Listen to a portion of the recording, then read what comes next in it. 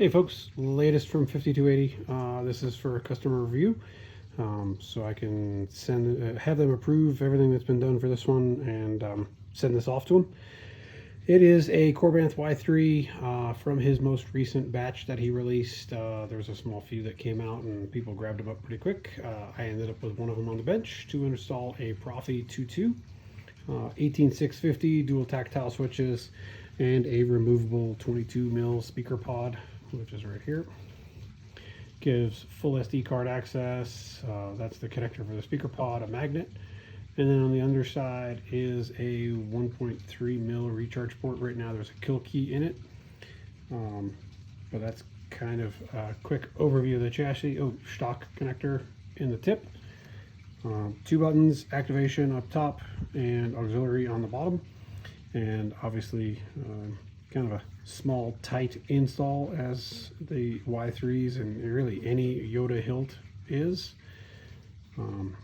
I'll pull the kill key, load the chassis into the Saber itself, and we'll fire it up and we'll show you a little bit more of how it works. All right, back again. Got the chassis loaded in, kill keys pulled out. Little tiny 1.3 that I've printed on my resin printers. One thing I didn't show was the little switch box, and that's because it's easier to show with everything in the hilt itself. You'll see on top of each tack switch is a small magnet, and on top of the little control box greebly I have a couple of magnets. Put it on, you just kind of let it fall in, it'll snap down, and as you can see it will change. We'll fire it up here in a second, but obviously, I mean, it's a standard Y3 setup. No real modifications done, just basically clocked the lower handle part so that it actually lines up the grip with the control box. So here we go, fire it up.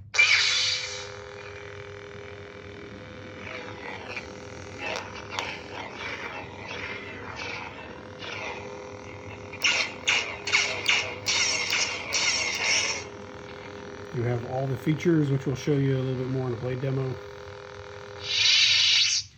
But good and loud. That pommel with the venting on it definitely lets that 22 mil speaker shine through. So we will throw a blade into this and show a quick demo of a few of the features on it. All right, here we have it with a 3/4 inch blade. Yes, the tiniest blade that goes into any saber hilt around. It is NPXL, so we should get some pretty nice colors and animations. Obviously, being 3/4, you don't get as much diffusion from the trans white tube as you do on a 7/8 or a 1 inch.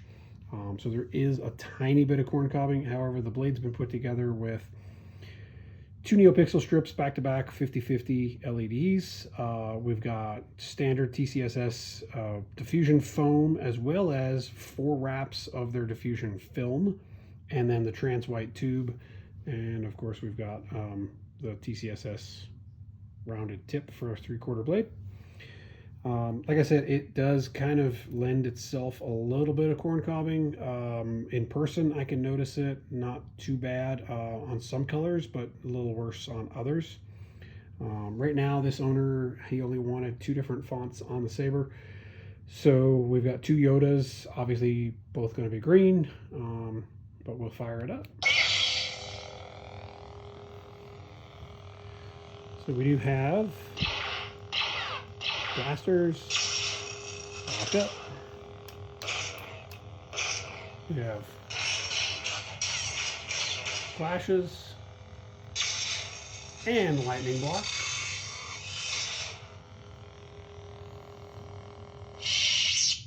And that one's got a bit of a yellow for the flash accents and blaster accents. This next one's going to be more of a white on the accents.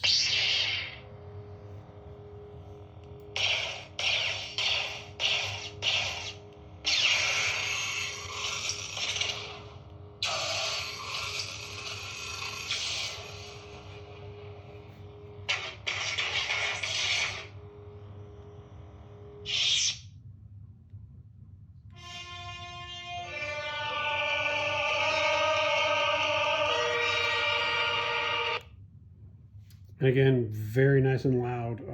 I gotta say, this 22 mil speaker stands out for this hilt great.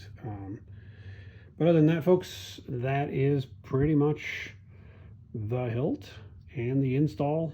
One tip, and this goes for anybody using the Y3, if you're doing NeoPixel, I do find the blade sits a little sturdier if, as you're tightening, the emitter's got a little bit of play in it. So if I unscrew this a little bit, you'll notice, see, there's that little bit of play.